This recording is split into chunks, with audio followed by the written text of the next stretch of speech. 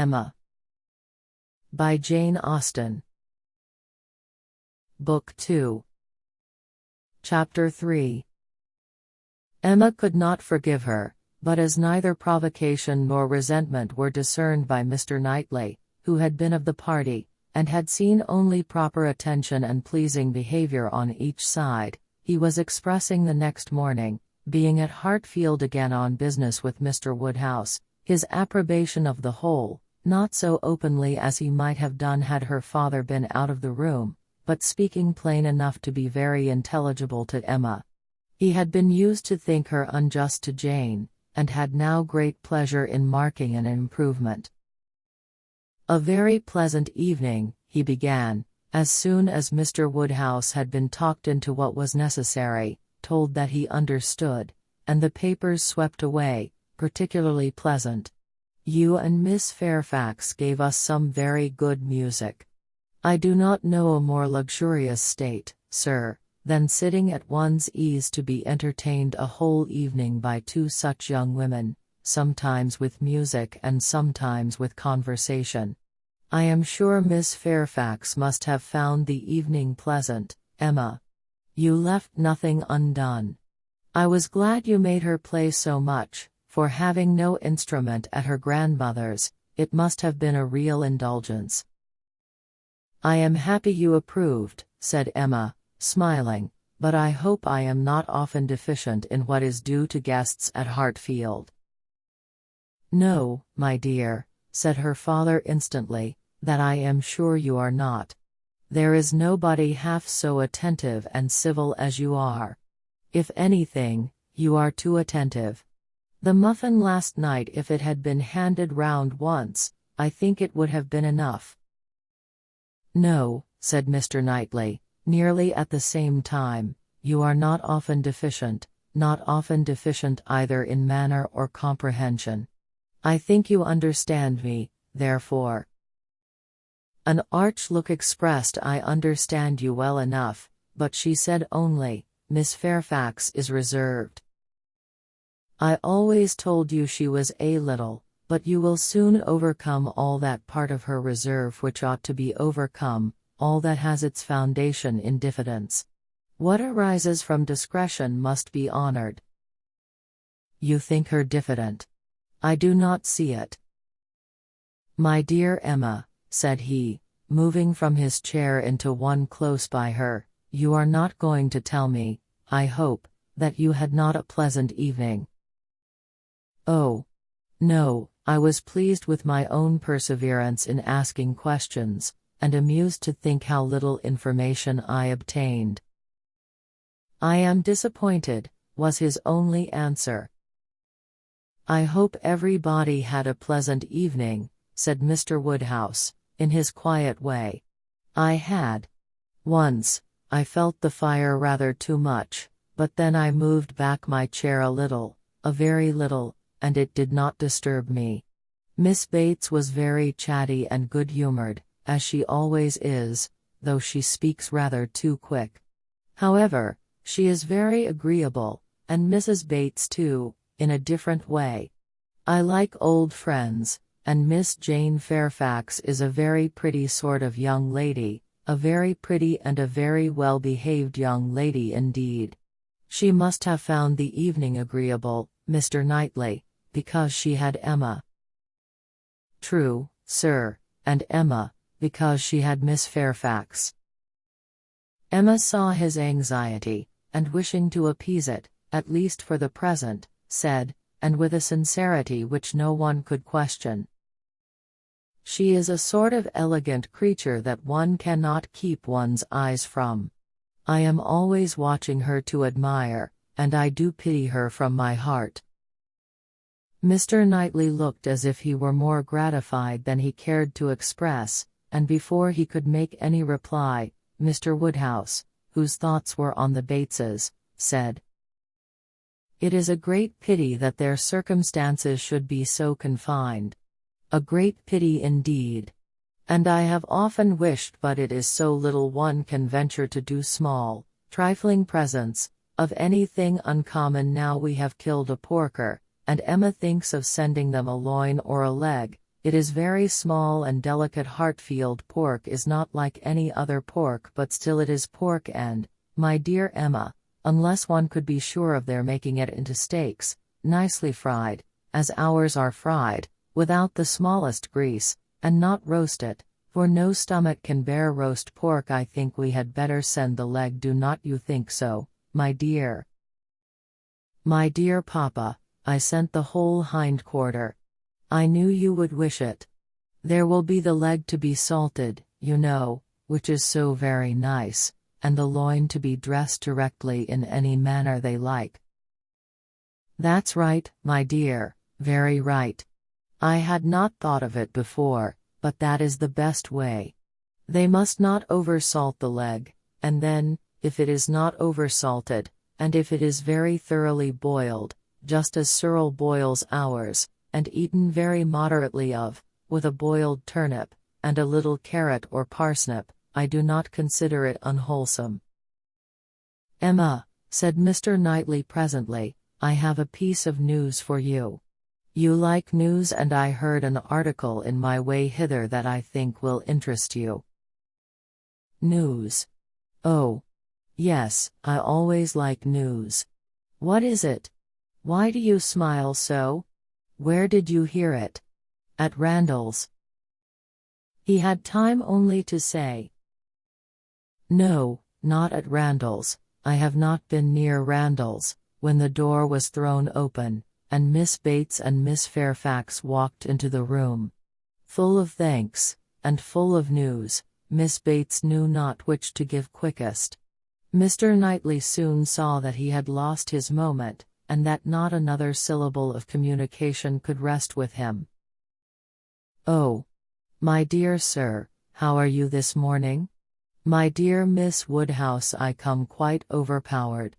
Such a beautiful hind quarter of pork. You are too bountiful. Have you heard the news?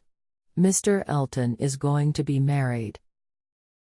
Emma had not had time even to think of Mr. Elton, and she was so completely surprised that she could not avoid a little start, and a little blush, at the sound. There is my news. I thought it would interest you, said Mr. Knightley, with a smile which implied a conviction of some part of what had passed between them. But where could you hear it? Cried Miss Bates. Where could you possibly hear it, Mr. Knightley? For it is not 5 minutes since I received Mrs. Cole's natenio. It cannot be more than 5 or at least 10, for I had got my bonnet and spencer on, just ready to come out. I was only gone down to speak to Patty again about the pork. Jane was standing in the passage, were not you, Jane?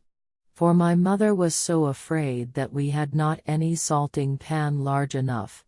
So I said I would go down and see, and Jane said, Shall I go down instead? For I think you have a little cold, and Patty has been washing the kitchen. Oh, my dear, said I, well, and just then came the note. A Miss Hawkins, that's all I know. A Miss Hawkins of Bath. But, Mr. Knightley, how could you possibly have heard it? For the very moment Mr. Cole told Mrs. Cole of it, she sat down and wrote to me. A Miss Hawkins. I was with Mr. Cole on business an hour and a half ago. He had just read Elton's letter as I was shown in, and handed it to me directly. Well, that is quite. I suppose there never was a piece of news more generally interesting.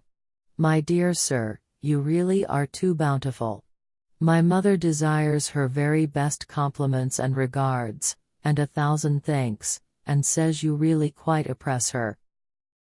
We consider our Hartfield pork, replied Mr. Woodhouse. Indeed it certainly is, so very superior to all other pork, that Emma and I cannot have a greater pleasure than. Oh, my dear sir, as my mother says, our friends are only too good to us. If ever there were people who, without having great wealth themselves, had everything they could wish for, I am sure it is us. We may well say that our lot is cast in a goodly heritage. Well, Mr. Knightley, and so you actually saw the letter. Well, It was short merely to announce, but cheerful, exulting, of course. Here was a sly glance at Emma. He had been so fortunate as to I forget the precise words, one has no business to remember them. The information was, as you state, that he was going to be married to a Miss Hawkins. By his style, I should imagine it just settled. Mr. Elton going to be married? Said Emma, as soon as she could speak. He will have everybody's wishes for his happiness. He is very young to settle, was Mr. Woodhouse's observation. He had better not be in a hurry. He seemed to me very well off as he was. We were always glad to see him at Hartfield. A new neighbor for us all, Miss Woodhouse, said Miss Bates, joyfully. My mother is so pleased. She says she cannot bear to have the poor old vicarage without a mistress. This is great news, indeed. Jane, you have never seen Mr. Elton. No wonder that you have such a curiosity to see him. Jane's curiosity did not appear of that absorbing nature as wholly to occupy her. No, I have never seen Mr. Elton, she replied, starting on this appeal. Is he a tall man? Who shall answer that question? Cried Emma. My father would say yes, Mr. Knightley no, and Miss Bates and I that he is just the happy medium. When you have been here a little longer, Miss Fairfax, you will understand that Mr. Elton is the standard of perfection in Highbury, both in person and mind. Very true, Miss Woodhouse, so she will. He is the very best young man, but, my dear Jane, if you remember, I told you yesterday he was precisely the height of Mr. Perry. Miss Hawkins, I dare say, an excellent young woman. His extreme attention to my mother wanting her to sit in the vicarage pew, that she might hear the better, for my mother is a little deaf, you know it is not much, but she does not hear quite quick. Jane says that Colonel Campbell is a little deaf. He fancied bathing might be good for it, the warm bath, but she says it did him no lasting benefit. Colonel Campbell, you know, is quite our angel. And Mr. Dixon seems a very charming young man, quite worthy of him. It is such a happiness when good people get together, and they always do. Now, here will be Mr. Elton and Miss Hawkins, and there are the Coles, such very good people, and the Perrys. I suppose there never was a happier or a better couple than Mr. and Mrs. Perry. I say, sir, turning to Mr. Woodhouse, I think there are few places with such society as Highbury. I always say, we are quite blessed in our neighbors. My dear sir, if there is one thing my mother loves better than another, it is pork, a roast loin of pork. As to who, or what Miss Hawkins is, or how long he has been acquainted with her, said Emma, nothing I suppose can be known. One feels that it cannot be a very long acquaintance. He has been gone only 4 weeks. Nobody had any information to give, and, after a few more wonderings, Emma said, You are silent, Miss Fairfax, but I hope you mean to take an interest in this news. You, who have been hearing and seeing so much of late on these subjects, who must have been so deep in the business on Miss Campbell's account, we shall not excuse your being indifferent about Mr. Elton and Miss Hawkins. When I have seen Mr. Elton, replied Jane, I dare say I shall be interested, but I believe it requires that with me. And as it is some months since Miss Campbell married, the impression may be a little worn off. Yes, he has been gone just 4 weeks, as you observe, Miss Woodhouse, said Miss Bates, 4 weeks yesterday. Miss Hawkins. Well, I had always rather fancied it would be some young lady hereabouts, not that I ever. Mrs. Cole once whispered to me, but I immediately said, No, Mr. Elton is a most worthy young man, but in short, I do not think I am particularly quick at those sort of discoveries. I do not pretend to it.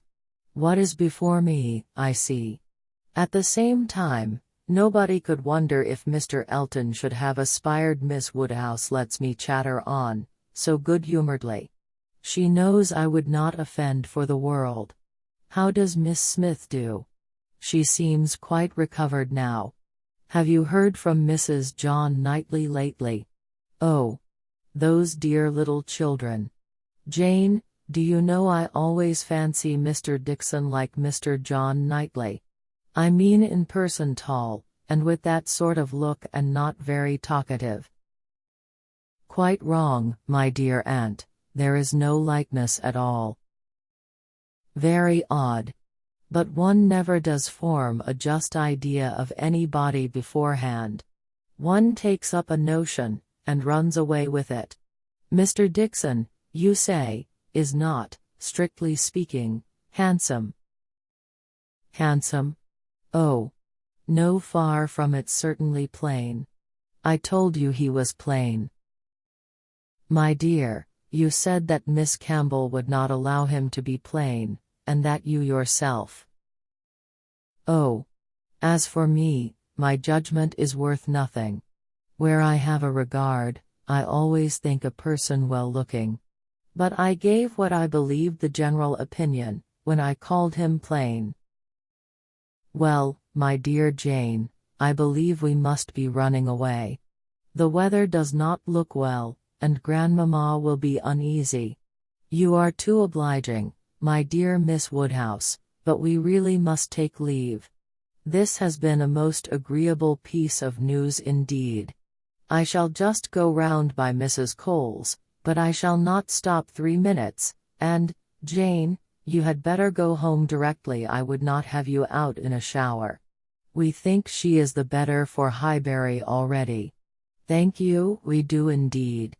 I shall not attempt calling on Mrs. Goddard, for I really do not think she cares for anything but boiled pork. When we dress the leg it will be another thing. Good morning to you, my dear sir. Oh. Mr. Knightley is coming too. Well, that is so very. I am sure if Jane is tired, you will be so kind as to give her your arm. Mr. Elton, and Miss Hawkins. Good morning to you. Emma, alone with her father, had half her attention wanted by him while he lamented that young people would be in such a hurry to marry and to marry strangers too, and the other half she could give to her own view of the subject.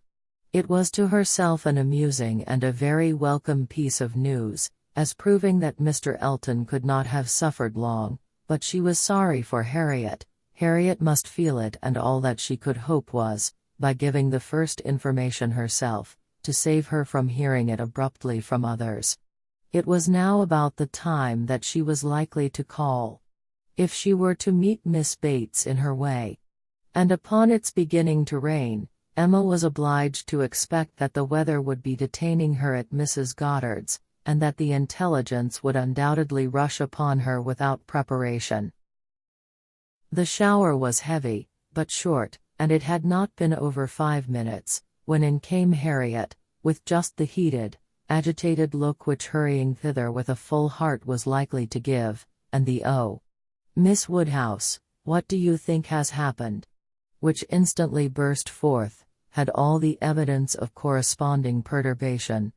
As the blow was given, Emma felt that she could not now show greater kindness than in listening, and Harriet, unchecked, ran eagerly through what she had to tell.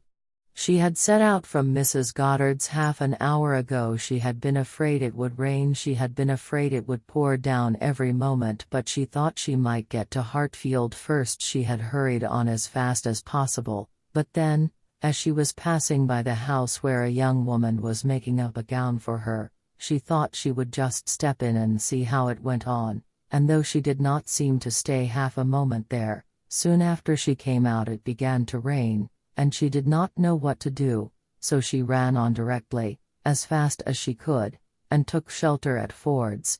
Ford's was the principal woolen draper, linen draper, and haberdasher's shop united, the shop first in size and fashion in the place, and so, there she had set, without an idea of anything in the world, full 10 minutes, perhaps, when, all of a sudden, who should come in? To be sure, it was so very odd.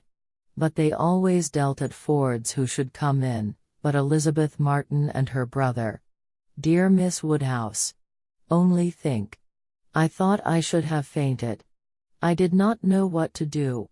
I was sitting near the door. Elizabeth saw me directly, but he did not, he was busy with the umbrella. I am sure she saw me, but she looked away directly, and took no notice, and they both went to quite the farther end of the shop, and I kept sitting near the door. Oh, dear, I was so miserable. I am sure I must have been as white as my gown. I could not go away, you know, because of the rain, but I did so wish myself anywhere in the world but there. Oh, dear, Miss Woodhouse. Well, at last, I fancy, he looked round and saw me, for instead of going on with her buyings, they began whispering to one another. I am sure they were talking of me, and I could not help thinking that he was persuading her to speak to me. Do you think he was, Miss Woodhouse? For presently she came forward, came quite up to me, and asked me how I did, and seemed ready to shake hands, if I would. She did not do any of it in the same way that she used. I could see she was altered, but, however, she seemed to try to be very friendly, and we shook hands, and stood talking some time, but I know no more what I said. I was in such a tremble. I remember she said she was sorry we never met now, which I thought almost too kind. Dear Mississippi Woodhouse, I was absolutely miserable. By that time, it was beginning to hold up, and I was determined that nothing should stop me from getting away. And then only think.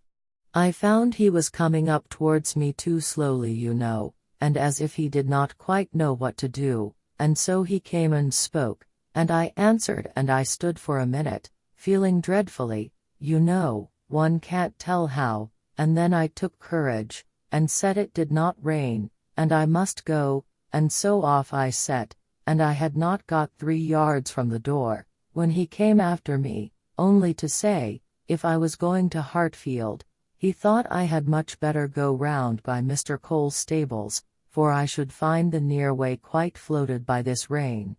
Oh, dear, I thought it would have been the death of me. So I said, I was very much obliged to him, you know I could not do less, and then he went back to Elizabeth, and I came round by the stables. I believe I did, but I hardly knew where I was, or anything about it. Oh, Miss Woodhouse, I would rather done anything than have it happen, and yet, you know, there was a sort of satisfaction in seeing him behave so pleasantly and so kindly. And Elizabeth, too. Oh, Miss Woodhouse, do talk to me and make me comfortable again. Very sincerely did Emma wish to do so, but it was not immediately in her power. She was obliged to stop and think. She was not thoroughly comfortable herself.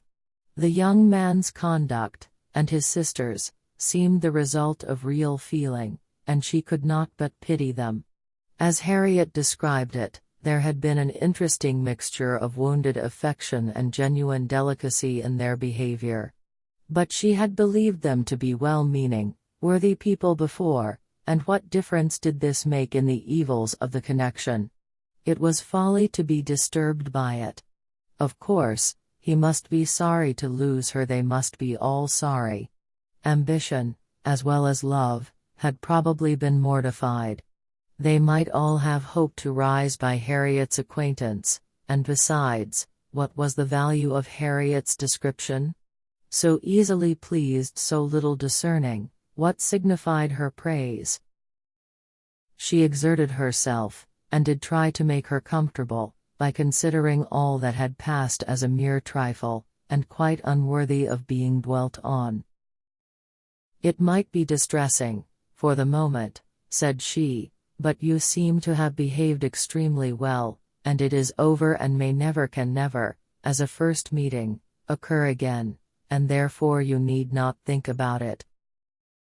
Harriet said, very true, and she would not think about it, but still she talked of it, still she could talk of nothing else, and Emma, at last, in order to put the Martins out of her head, was obliged to hurry on the news, which she had meant to give with so much tender caution, hardly knowing herself whether to rejoice or be angry, ashamed or only amused, at such a state of mind in poor Harriet, such a conclusion of Mr. Elton's importance with her.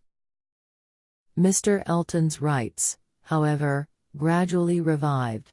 Though she did not feel the first intelligence as she might have done the day before, or an hour before, its interest soon increased, and before their first conversation was over, she had talked herself into all the sensations of curiosity, wonder and regret, pain and pleasure, as to this fortunate Miss Hawkins, which could conduce to place the Martins under proper subordination in her fancy.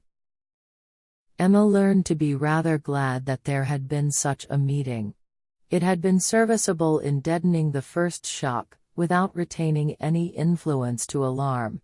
As Harriet now lived, the Martins could not get at her, without seeking her, where hitherto they had wanted either the courage or the condescension to seek her, for since her refusal of the brother, the sisters never had been at Mrs. Goddard's, and a 12-month might pass without their being thrown together again, with any necessity, or even any power of speech.